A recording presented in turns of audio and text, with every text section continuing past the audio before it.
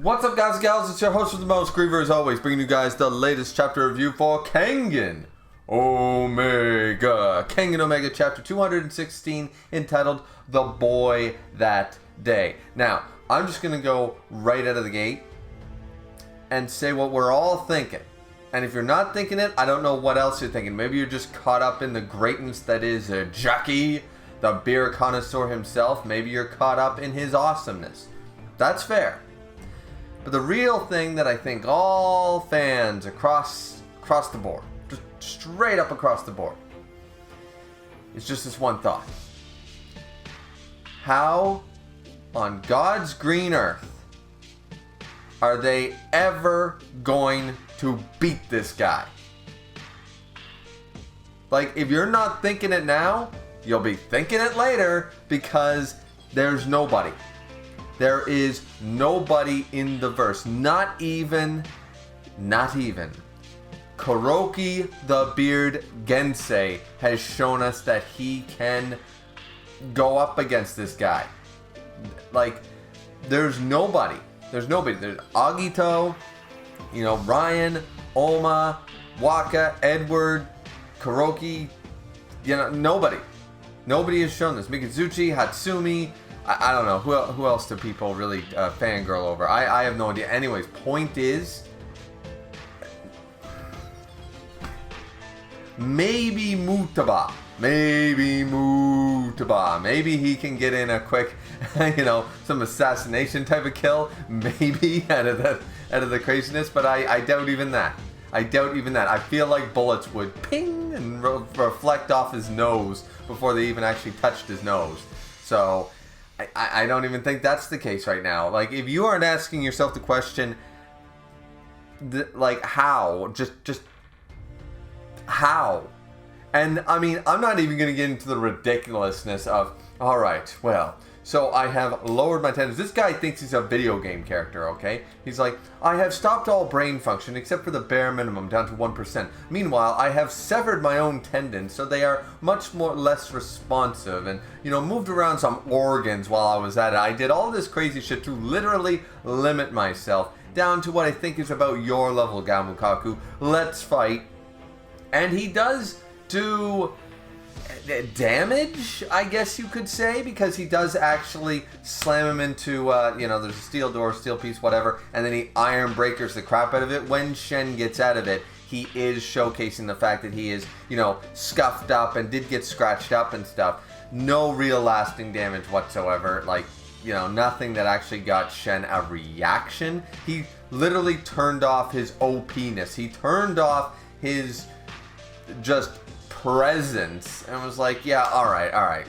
I'm just gonna let you hit me and see what you can actually do. I'm gonna just turn off all principles, like the super version of pre-initiative. I'm gonna turn off principles, I'm gonna turn off pre-initiative, I'm gonna turn off everything and see what you can really do.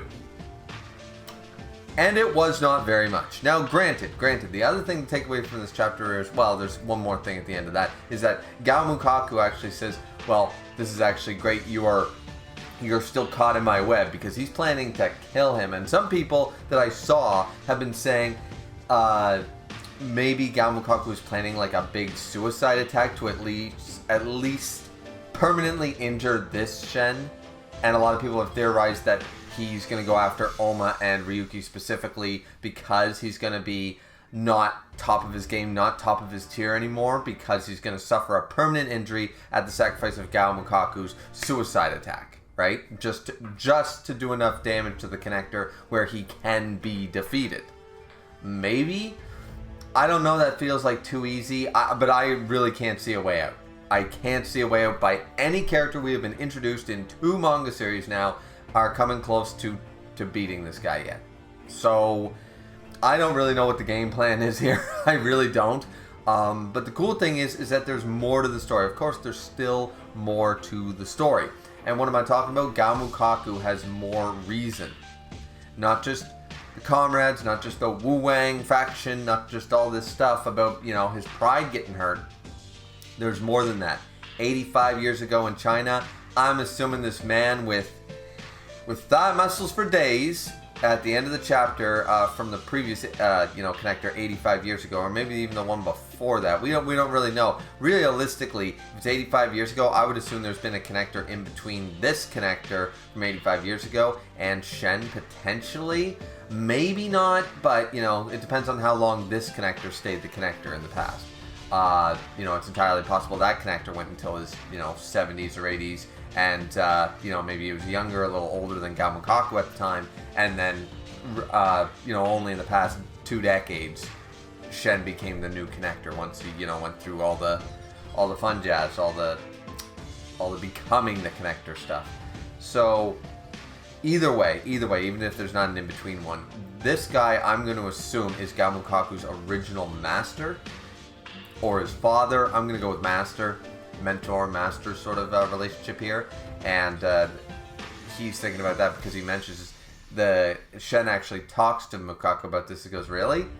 You really want to kill me this bad? Like, where does all this hatred come from? It's not really adding up." Shen's like, "Yeah, okay, you hate me, and I get that, but you used your own. From my memories, you used your own comrades as shields and stuff. So." I mean, just to survive. So they couldn't have meant that much to you. And even remarks that weren't they basically strangers? Like you weren't exactly brothers in arms and all this stuff, right? There was none of that Wakanda forever shit between you guys. So no gladiator, bromance or nothing like that. So what's going on? And what I like that happens here is Mukaku basically says, go a little deeper into your memories. I'm there. And it's like, he thinks about it and he goes, you're that boy from that day. So he knows exactly. Shen takes a minute. And then he goes, I got you. I know who you are. And then it ends with the beginning of another flashback. I'm actually really curious to see, because I'm going to assume this is all revenge for killing his master. I wouldn't actually even be surprised if Mukaku was the one influenced the idea of taking down the connector from within inside the Wu Wang Moon when they become this sect, this, elite guard, this Black Ops team. I wouldn't be surprised if he was the one pushing for it, like, slowly but surely, sort of whispering in the right ears, like, yeah, maybe we should be the ones running this and stuff, with total different, motivation, obviously, all for this goal. So I wouldn't be against that. That would be kind of cool. I mean, once again, this could be his actual father, or but I'm going with the master. The Thigh Master 101, pretty much, is what this guy is right now, and he is, I'm assuming, going to die a very miserable death.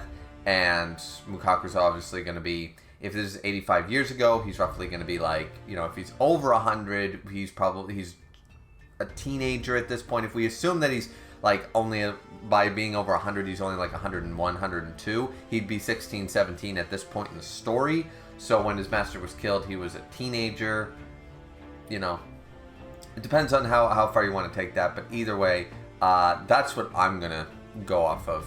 Or that could be his father, grandfather, also his master. It could be both. It could be a blood relative alongside of also being his martial arts master at the same time. Who knows? Either way, and there's some unfounded hatred here, but the bond between, as we know from so many manga and in real life, the master-student relationship is definitely something very similar to a blood relative bond. You know what I mean? It really is showcased a lot of the time to be one of the most important relationships one can have, and sometimes it goes awry and stuff like that, but other times it means so much more to some people even than family. So in that regard, that would actually add up a lot as to why Mukaku is doing everything for the sake of this. Like, he has thought of nothing else since he was a teenager, and he's never been able to let go of this teenage hatred that all it did was fester decade after decade. Even when he became an adult, he never dealt with it, I guess constructively, and now we are where we're at. So anyways, that's all I got to say about the chapter. I will end off once again with how I began this review. How on God's green motherfucking earth is any character in this series supposed to even touch this guy? I just don't see it. I just don't see it at all. Unless he literally keeps doing what he's doing. But we saw when he's like, yeah, I think I took myself down to about your level and you're pretty strong and stuff. He did the, you're a pretty strong guy. Still wiping the floor with him while nerfing himself. What are we supposed to do? What are we damn well supposed to do without massive plot armor? Massive plot armor inconvenience. So, either way, what do you guys think? Let me know down in the comment section down below. Losing light fast anyways. So, like, comment, and subscribe as always. And we'll see you guys back here next Wednesday for more Kengan Omega. Looking forward to it. Hope you guys are too. Chapter 217 next week. And we'll see you back here next time. Have a good one. Sayonara, everybody.